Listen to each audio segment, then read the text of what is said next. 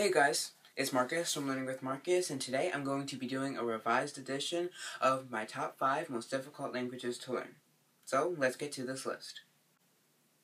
Now, this is my list of the languages that I think are the most difficult to learn, and you might have a different opinion. So I would love to hear from you, so put it in the comments down below, or head over to my Instagram and comment in one of my photos. And I'll put a link to my Instagram down in the description. So, the 5th most difficult language to learn, in my opinion, is German.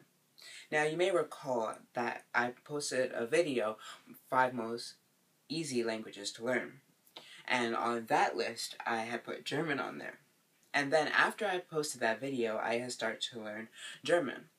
I'm no longer learning German, but when I did learn German, I realized it is a pretty difficult language to learn. And it has sort of a weird word order. Not super crazy, but it's just enough to throw you off. So that's why it makes number 5 on my list. Number 4 on my list is Turkish. It has really strange word order and really tough pronunciation. And on top of that, even though it shares the Latin alphabet with a lot of other common languages, it has different pronunciations for different letters. And it also uses a lot of accent marks and dots over certain words or letters, like U and O. And it's a really weird language, so that's why it's number 4 on my list.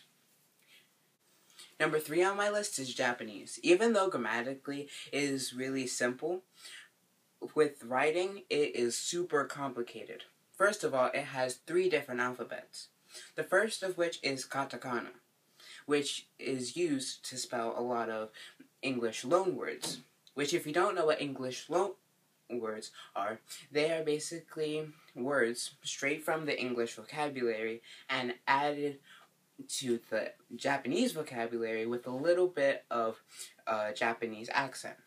For instance, the word dress, or one piece, in Japanese is simply one piece. It's really common, and a lot more common than in English, because we have the word anime and sushi, or different words like that. But in Japanese, it's a lot more prevalent than that. Then the second alphabet, which is the most difficult, is kanji, which literally means Chinese characters. And if you have any experience with the Chinese characters, you know that there are a lot of them. Even though it's not as many as in Chinese, or a dialect of Chinese, it still has over 2,000 characters. And it is mixed in with katakana and the final alphabet, which is hiragana, which fills in all the other words that aren't spelled with katakana or kanji. So they're all used in everyday writing, and you'll see them on signs and on road maps and things like that. So that makes it a very difficult language to learn, especially if you're going to be traveling to Japan or you're living in Japan. Okay, number 2 is Vietnamese. Even though it has the Latin alphabet, just like Turkish, it has a lot more than just the Latin alphabet. It has a lot of accent marks and dots, just like Turkish, but to an even higher degree. And in Vietnamese, they have very, very strange tones. And if you don't say a word with the right tone, you could be meaning something completely different than what you're trying to say. And I learned that for a little bit, and I may learn it again. And it is so difficult to learn. It's fun, but difficult. Okay, number 1, which comes as no surprise, is Mandarin Chinese. With 5 different tones and over 5,000 characters to learn, it is a very, very difficult language to learn, and the hardest language I've come to learn.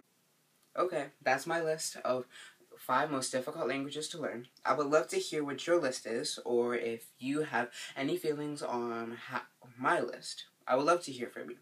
And comment down below your list, or go to my Instagram, Learning with Marcus, to give me your list. Also, please subscribe, because every subscription counts, and like, favorite, and share. Okay, until next time, I'm Marcus teaching you guys languages easily.